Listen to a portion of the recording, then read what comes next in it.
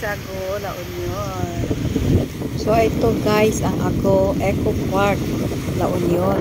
Napakamura ang entrance fee dito. Actually, hindi siya entrance fee. Environmental fee. 20 pesos lang. Tapos makakapasok ka na sa loob.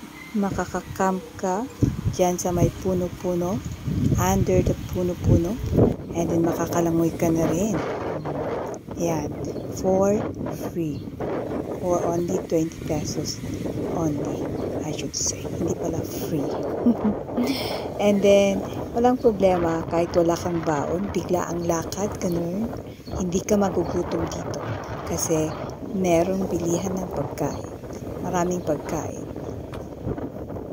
Oh, syempre, pagkatapos ng tampi-tampisaw, langoy-langoy, mag-aanlaw ka. Kailangan mong maligo, diba? Meron silang shower area.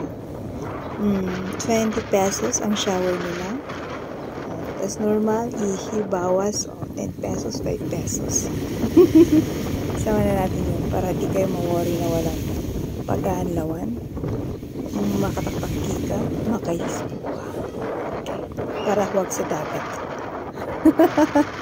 Char!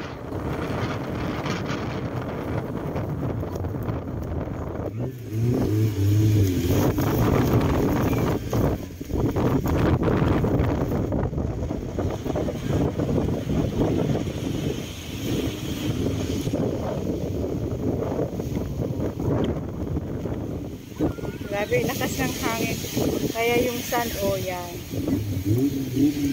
Parang sandstorm.